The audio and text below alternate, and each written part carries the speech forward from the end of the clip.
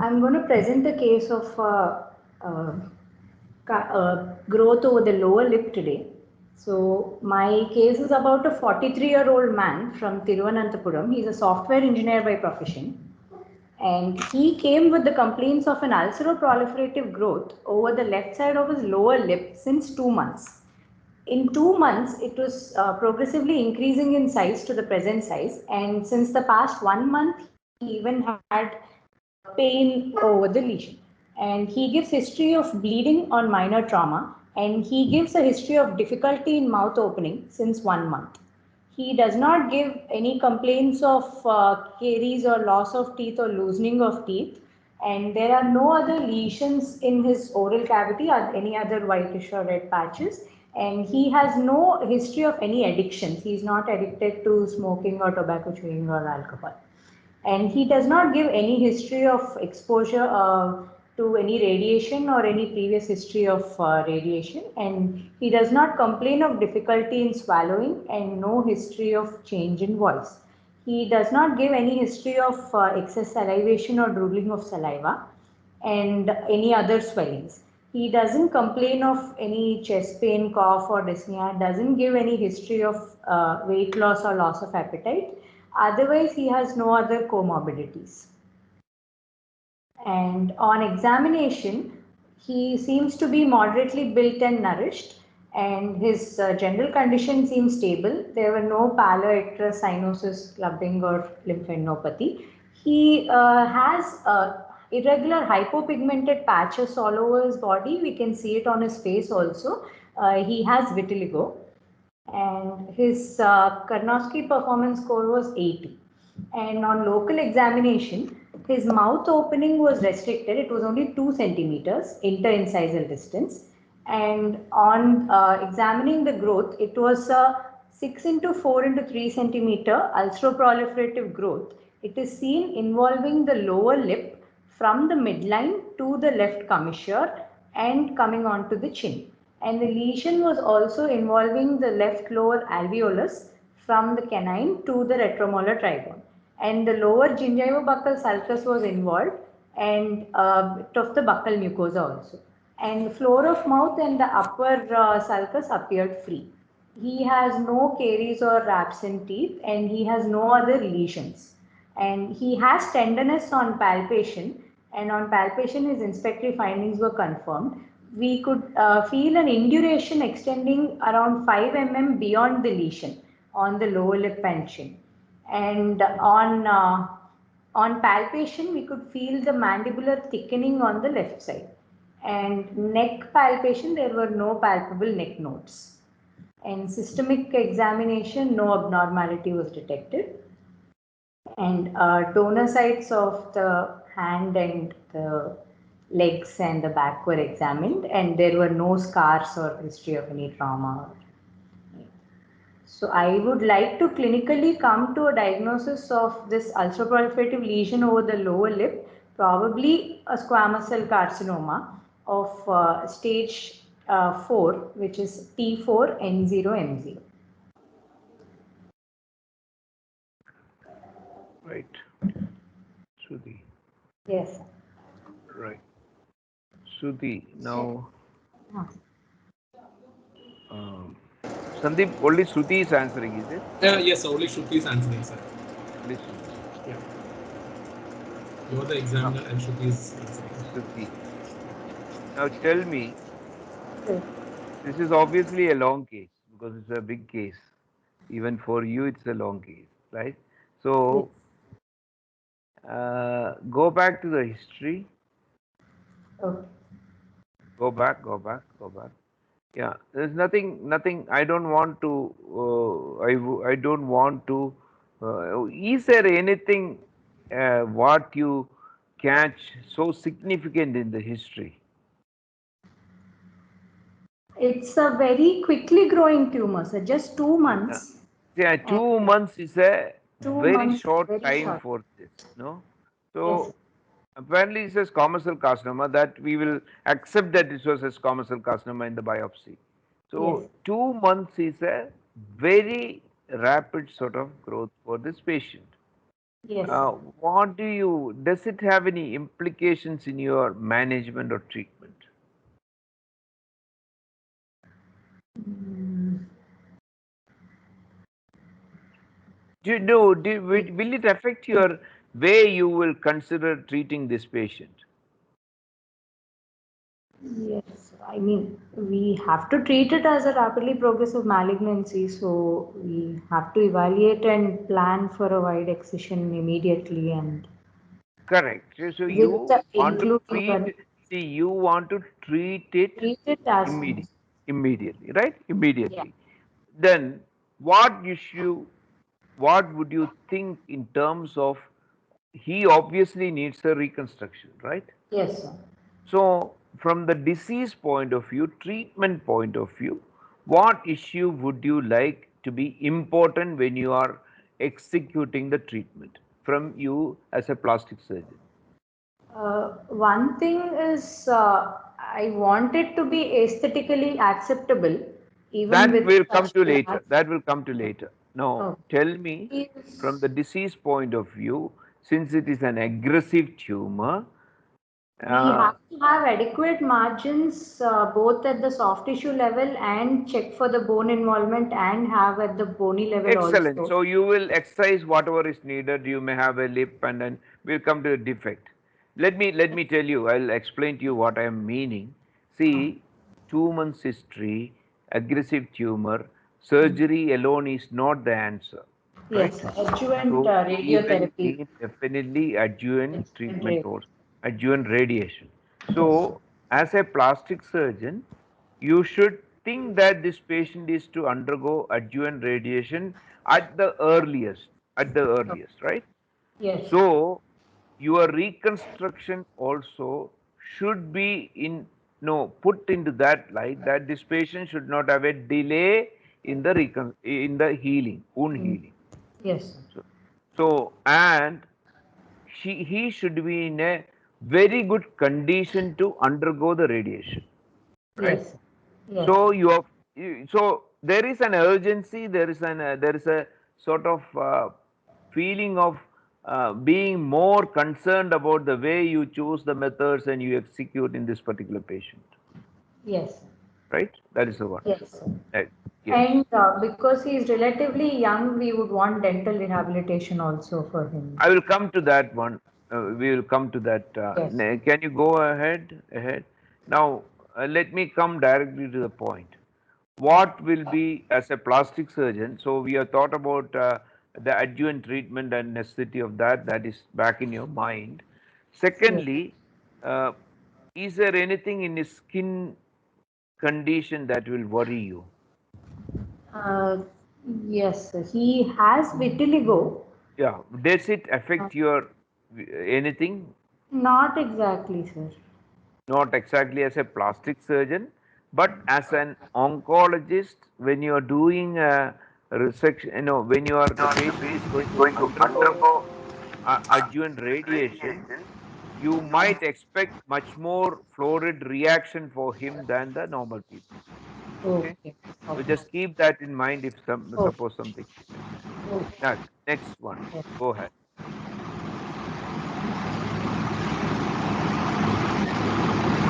Ah, go back, go back, go back, go back, go back, go back. Yeah, yeah, it's okay now. Yes, yes, Okay. Now, Shruti, yes, sir. the next picture where you describe the lesion. Yes. Next one, next one. Yes, Yeah. Stop, stop, stop. yes. We don't need to have any more slides. Only this one, right? Okay, Okay, okay. okay, right. Tell me what will be your resection and what will be your defect. Uh, my resection would involve because there is a indurated margin of 5 mm beyond the visible lesion. Yeah. So my soft tissue margin would be 1 centimeter beyond the indurated margin, Excellent. Yeah. and so my defect would involve the lower lip, Yeah. and it would obviously cross the midline also. Mm-hmm. So it would be a lower lip and part of the chin and left commissure would be involved, left commissure because after my margin it will cross over to the commissure and full thickness. And bony, I would resect the bone also and probably will go into a segmental mandibulectomy defect which will also cross the midline. I mean, I can only say that after seeing the radiology scan. Okay. But Do it you have the would be pictures? a it would Do be you a have, lower lip, left cheek, Shruti, do chin, you and a have any, segmental mandibulectomy defect. Shruti, do you have any CTs or MRIs? Yes, sir. Yes, sir. I did not come to the evaluation yet, sir. It is there. Okay, Ah, okay. you didn't. Okay, okay. This is the MRI findings, sir. No, this is the CT scan, but we have the MRI findings of the patient's scans. It is a 5.4 into 4.5 into 4.5 lesion involving the left lower lip and the gingiva buccal complex. And the buccinator is involved, orbicularis oris is involved, loss of plane with the masseter muscle. It is extending to the retromolar trigone, and there is cortical erosion of the mandible with extension and marrow enhancement also, and erosion of the canal of the inferior nerve also, and height of the uninvolved mandible was given as 1.2 centimeter from the inferior margin.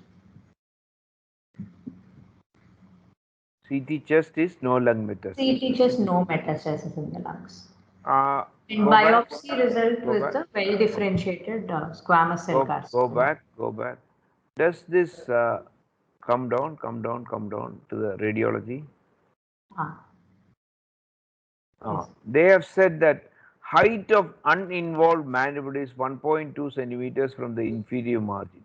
Does it give? Is it significant? Yeah, so actually, when we are doing a marginal mandibulectomy, it is said that at least 1 centimeter of bone, if it is remaining in continuity, we can leave it at that. But here it is not possible because marrow is involved and the canal is involved and RMT is involved. Cortical erosion is also more. I think. So we would I think prefer that is an excellent answer. This is what everybody should understand, that a marginal mandibulectomy is not at all considered to be considered here. Since there is erosion of the mandible, it is always a segmental mandibulectomy. So it doesn't make any difference, right? Yes. Now, what thing does it worry you now, extension wise? Extension wise. Now, can we come to the defect components? You are looking at the reconstructive angle only now. Yeah. Yes, Okay. sir. Let Yes, us sir. say what are the defect components? Defect would be the lower lip, Yeah. part How of the much? left See, cheek. whenever you say lower lip, always say with that third business, 80%, 1/3 to, yeah, more than 2/3, sir. more than 2/3. Okay. So 80%, that is fine. 80% of the lower lip. Right. 80% of the lower Then, lips. then. And involving the left commissure also. So how much of upper lip you will take? Uh, so just 1 centimeter soft tissue margin. So you say, yeah, you tell again. It's like 1/3, 2/3, three, no, Okay, 3/3. less than 1/3 of the upper lips. So that is correct. So I can picturize myself in my mind. It Yes, is a 2/3 lower lip, 1/3 upper lip, right? yes, yes, That gives you a full dimension of the lip you have to reconstruct. yes. Right. Next. And a bone defect and a mucosal inner. What is the bone defect? So bone defect, we would look at the scans for the involvement of the bone, and we would take 2 teeth margin on either side. 2 teeth margin. Okay. Yeah. That would be the bone defect. Here it would be a segmental See, mandibulectomy two defect. teeth is not a right way to say 1 centimeter you say, because 2 teeth, incisor teeth can be small, molar can be big. So don't say that, I would say. Okay. I would say 1 centimeter margin or 1 centimeter from the soft tissue involvement, you take the bone also. That is okay. Okay, so 1 centimeter on either side. which So will be here, which will be the segmental mandibulectomy defect involving the anterior arch and the left lateral part, but hopefully preserving the condyle and part so of the yeah. Tell me exactly from from the midline or maybe from the opposite towards side right incisor. of the See, midline, opposite. when you describe the mandibular defect, it is better for me to picturize in my mind. You say that opposite canine, opposite Yes, incisor, opposite opposite premolar. lateral incisor to the Excellent. Yes. sigmoid notch. Sigmoid notch. See, that is much more clearer for me, no? Yes, sir. Right. So you have a segmental defect from the opposite incisor to the sigmoid notch, which Yes. means that you are going to have a posterior stump, Ah, including the condyle, which is very yes. important. Yes, sir. We can Okay. plate So it. now that is the second defect. Third one, Mucosal. only mucosa. You can say mucosa and skin separately, no problem. So Yes. there will be Yes. four components. What is the Outer. mucosal defect? Yes, sir. Mucosal defect, skin defect, and bone defect, Yeah. and What is the lip. mucosal defect? Mucosal defect is 1 centimeter margin of our involved Need not say 1 centimeter margin, it's 1 centimeter margin. Tell me exactly where, how much. from the um, See, now go to the imaging. okay.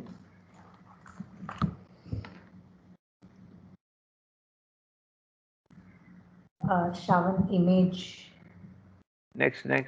Imaging Yeah. report. Ah. Just see now. Look at it. Does it? Retromolar trigone. So Yeah. Does it? Is there any point which worries you here? the the nerve involvement and No. That all will go with the bone. No. yeah. See, look at that. Look at that. The lateral margin of the tongue. Yes, sir, yes. See, you Abutting are the lateral margin of now so you usually have the entire cheek. You say retromolar trigone, mm, and the upper thing is not involved. Upper alveolus is not involved. So mm, your maximum will be short of the upper alveolus, right? So you yes. have a mucosal defect in the Mm, retromolar trigone, mm, reaching maybe up to the sulcus. mm, Okay, yes. sulcus up to the sulcus, but Yes. down medially you are not so sure because the tongue, how much of tongue is going to go, you Mm, don't know really. yes, sir, yes. At the time of surgery, you may Mm, have to excise more of the tongue. yes. Entire floor of mouth will go, entire floor of mouth will go, gingiva will go. That is okay. So you are imagining a entire cheek defect going up to the tongue, right? Yes. Inside. Yes. Got it? Yes, sir. Now you tell me the outside one, skin. So outside skin would involve from the lip, from the So lip we are taking it off, yeah, right? Okay. yeah, lip and the chin, sir.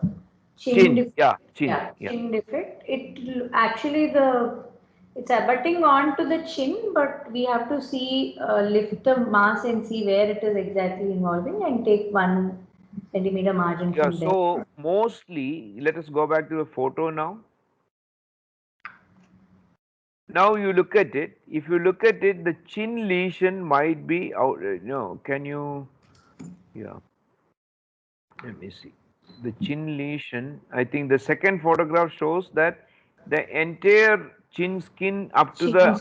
up to the mandible lower border will go, right? Yes, sir. So apart from the lip. Apart from the lip. Yes, sir. So now tell me on the wholesome, what are the defects? So lip, the chin, Yeah. chin up to the Skin, angle of mouth. mandible from the premolar to no incisor, Mandible what was from the that? opposite incisor This to thing, and inside the cheek defect, right? yes. Now, what are your reconstructive goals? So reconstructive goals would be to first give a bony support and That is then your last get one. the That is your oral, last one. okay, oral competence we should aim for, Yeah. aesthetic appearance of it and That is oral. the last. Okay. Okay. So The orocervical exactly. separation. See, you have to seal the hole. Yes, sir. There should not be a communication. Oro-cutaneous communication has to be sealed off. Yes. What does it mean? You need a skin We flap inside we and need a, outside.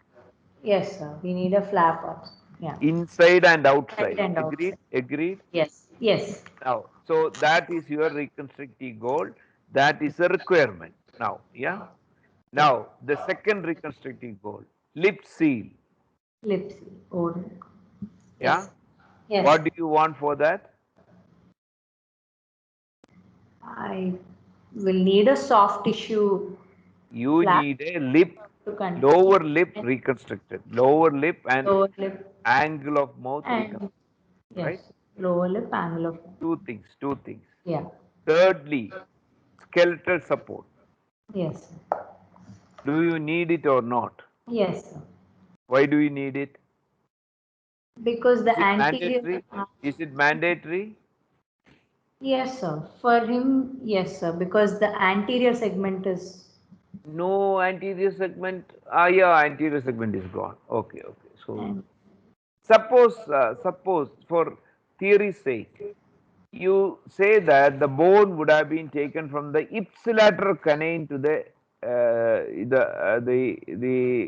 area where subsigmoid area, right? Ipsilateral canine. okay. Would you have required the bone as a mandatory thing? No, sir, not mandatory. Not mandatory. I would say it would have been mandatory in this. Because he's a young guy and we need dental. No, not more than that. We need occlusion.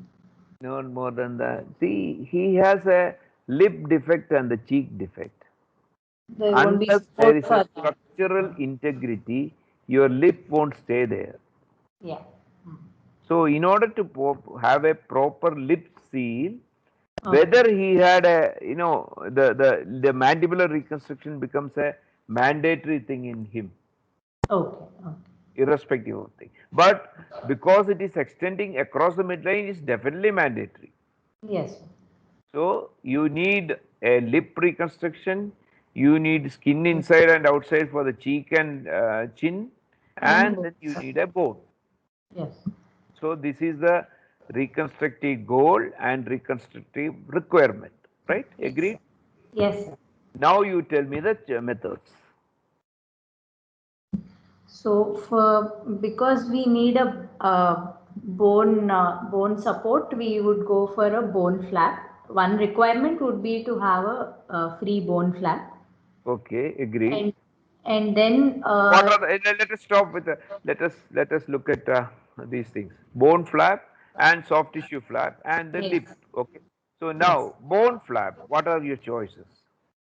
My choice would be a free fibula flap, sir. First Yeah, choice would be a free fibula flap, yeah.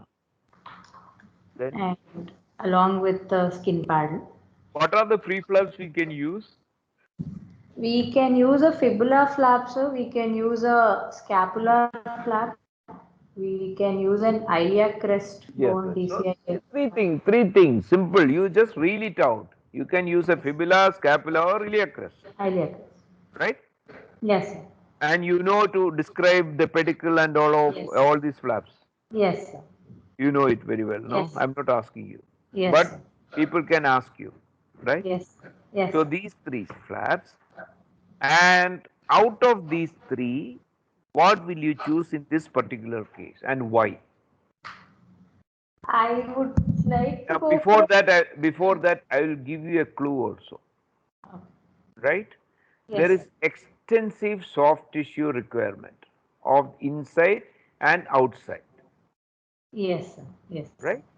Yes, sir. So your bone flap has to be To something have a which, very yeah, big okay. skin No, pad.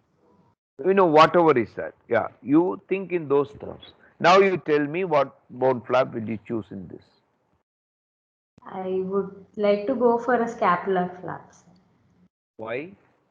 because I can take a larger area of skin in the scapular system with the scapular parascapular area than the fibula flap. Do you think what is the size of the scapular skin paddle you can take? What is the size of fibular skin paddle? Primarily, if we want to close scapular, width can be up to 10 centimeters, sir, and the length can be up to 20 centimeters. 20? Okay. To 10. Fibula also we can take, fibula can be taken posteriorly up to the midline, anteriorly 2 centimeter lateral to the shin, Yeah. and then length as much as the bone we The take. size of the skin paddle doesn't matter. I would say fibula, you might be able to take it bit more wider and bigger in a way. Okay. Depending upon the habitus of the patient, the Okay. body habitus, the scapula might not be that much yielding to allow primary closure. Okay. So size of the skin flap is not. Okay. You're planning to put inside and outside, no? Yes, sir. So you're going to use the same flap for inside and outside, deepithelialize in between, is it? Or just fold it over at the, At the I mean, because we need a lip construct also. so you're going to use a single flap.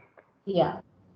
No, Single sir. No. flap, I mean, it will not. If inside out, even if we use, because we are taking 1 centimeter margin from the induration, it is still going to give us a very big defect. So probably it would require one more soft tissue flap to be added for the right. skin, So because now mucosal area let defect let also let, is let us large. let us come to that point, right? That is the most important thing you have to decide now. Do you think that you can do away with single flap in this case? Uh, it it might be difficult, sir, or if we If can if take a if you double say so, skin paddle, if you like say we so, take if some you time. say so, then you have said that bone reconstruction is mandatory, Yes, sir. right? Yes. So is there any bone flap which allow you to reconstruct all these elements? What are The the things? scapular Bone, system. lip, and outside and inside skin. Yes, sir.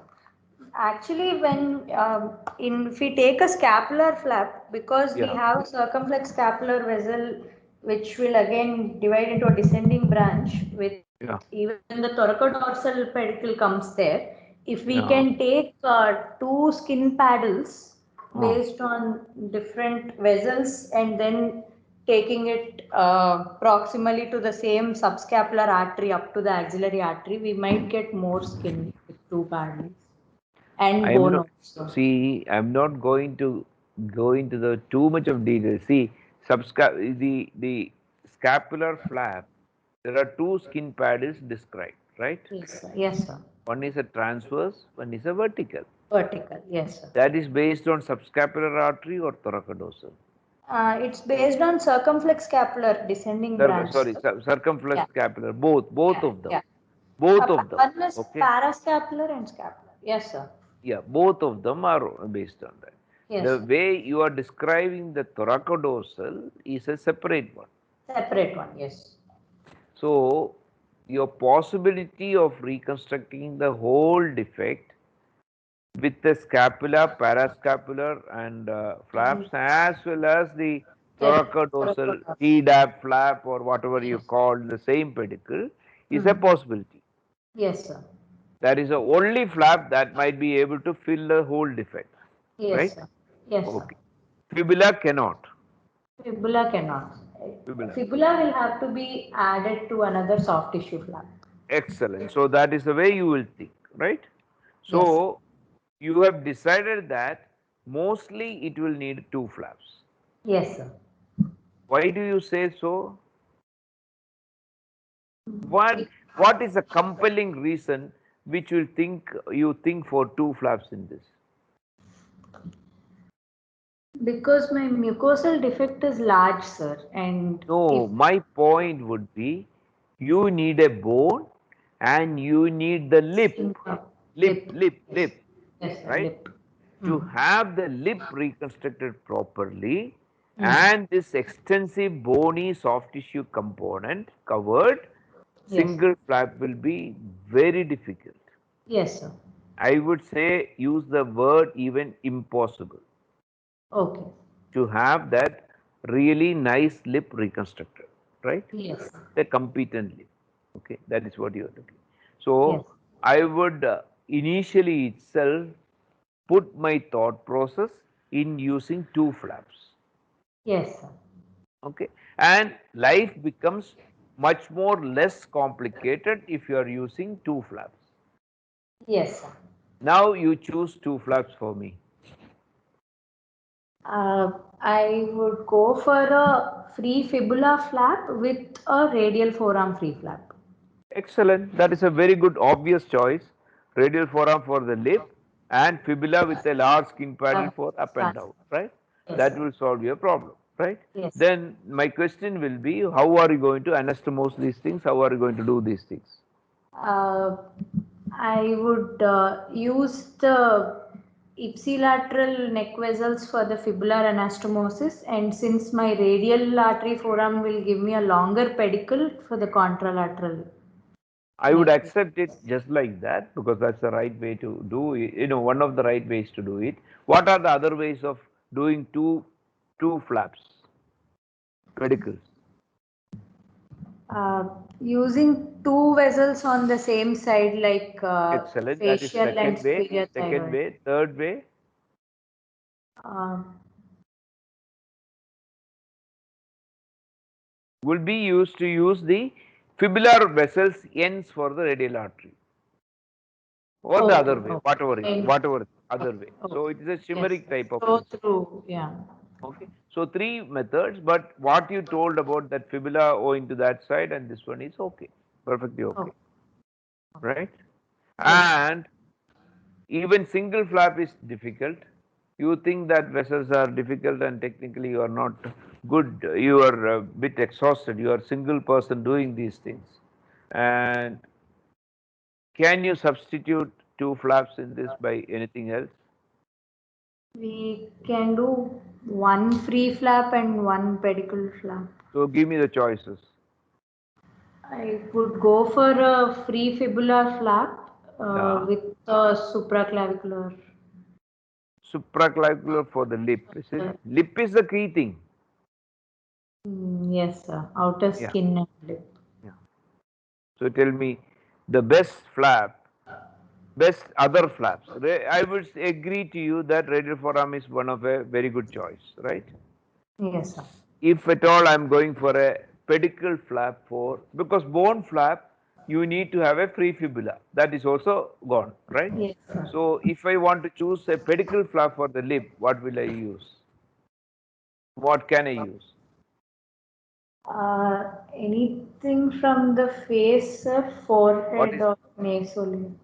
excellent? You see, forehead flap is one obvious choice. Anything else? Rather than supraclavicular, something else from that area? Deltopectoral. Deltopectoral is better because you will imagine the reach of the flap and the way it will come.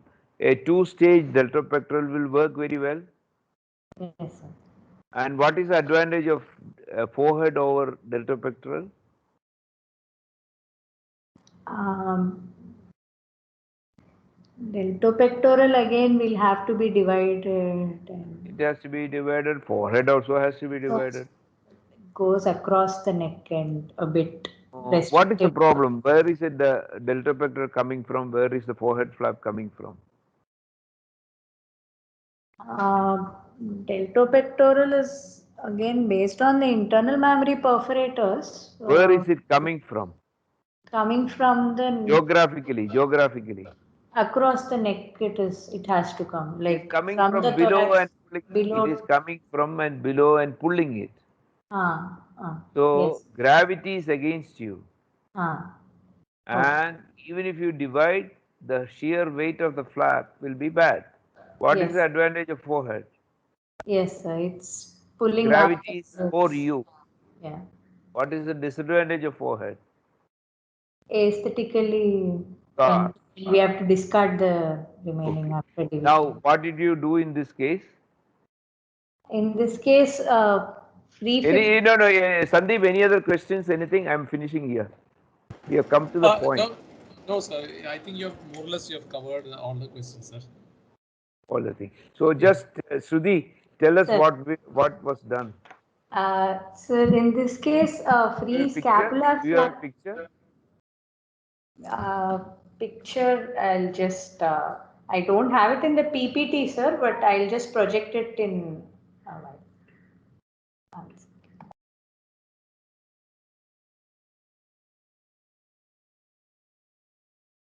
So always look at what I told you to all the people. Always look at segmentalizing the, first recreate the defect, create the defect or recreate the defect. Look at the reconstructive requirements and the method that is most suitable and put them together. That will be the way you will look at all these defects. And along with that, have a bit of consideration for the surgical oncology bit of the thing. Like you have to see whether the patient is radiated or going to be radiated, and the age and other factors before you. So, yes, sir. In this case, we have done a free scapular flap with the radial forearm free flap, sir. And used a fascia lata sling, sir, because palmaris longus was absent in this patient. Okay. So that is an important thing which we forgot. We should use a facial sling for this thing. And then you can be asked in the exam, how are you going to put the sling? How are you going to tunnel it? And all those things can be asked. Yes. Lot of questions can come. Yes, sir. Through the flap and then through the existing orbicularis muscle. Right. And while tunneling through the flap, we have to take care that it doesn't kink the pedicle. Exactly. Yeah. So you use it in the subdermal. Subdermal, yes. Yeah. So you can see that you have this huge radial forearm component for the lip with a good lip seal, and this is the outer component of the. This scapula was taken on a thoracodorsal pedicle, I think, is it? Yes, sir. So with a large skin paddle inside and outside. So basically you need a bone, huge skin outside and inside, plus the lip. So whatever way you can design the flap, it is okay. Yes. Okay. Okay. Sandeep? Right.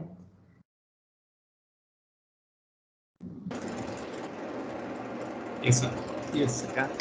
That is actually a very difficult. I think it's a very difficult case for a MCH examination because that is really difficult. Again, one reason why we wanted to put this particular case was actually probably to tell the importance of CAD/CAM, because we could actually plan out how we are actually doing the. I didn't discuss at all about that because it would have been too much. That's why. Yeah, because last lot of things can be asked on how are you going to plan this fibula and all those things. Correct, it can be a totally different. No, that was the last. Dr. Kazanji had taken the topic CAD/CAM. So he was telling in detail how you plan, how you take this in the computer program, how you make your cuts. So it was actually something like an extension. We wanted your talk to be there and the next talk to be his, but then it became ulta.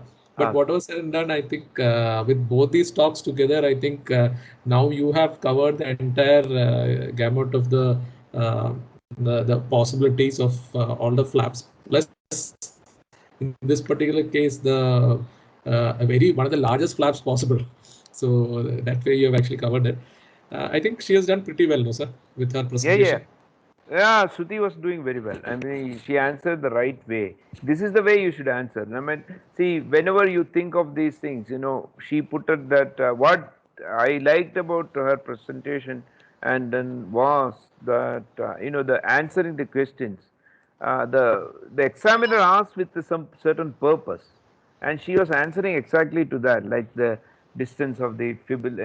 You have to give the mental picture to the examiner what is the defect you are describing with based on a standard pattern. That she did very well, like the incisor to sigmoid notch, and then the 1/3 of lip to angle. So all those things will give the examiner also a picture. So he or she will picturize in the mind what she is going to do or he is going to do. That is what you need. Yeah, Shruti, that is a key thing. Whenever you describe the defect, you have to describe the defect in relationship to certain points and the exact size also. So once you do that, once you tell that, then there is no confusion. Okay, this much is going. These are the things that are going to go along with it. Whether the skin is going, whether the muscle is going, which is a muscle that is going, what is the extent that the muscle is going, the mucosa, the teeth, which of mandible, how much of mandible is going, all those things. And you really explained very well about the pictures also, the radiological pictures also, and why you would actually go in for a full resection of the mandible instead of going for a marginal mandibulectomy. I think only thing is that I think you were a bit biased on that you would go for a scapular flap. Other than that, I think you did really well. Yeah. So let me just check out if anybody else has also got put up any questions, sir.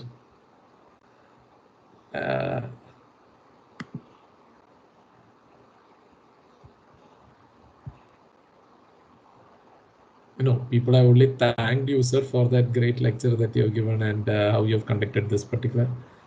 Okay, Dipanga sir, can we get the recording of today's class? As usually we used to get the earlier as the initial part. Okay, that everyone is going to get.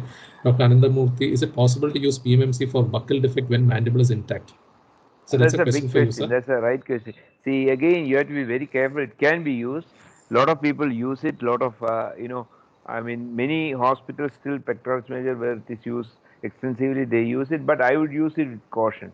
Unless there is a huge space between the mandible and this thing, it can get compromised. So our choice would be some other flap now rather than that.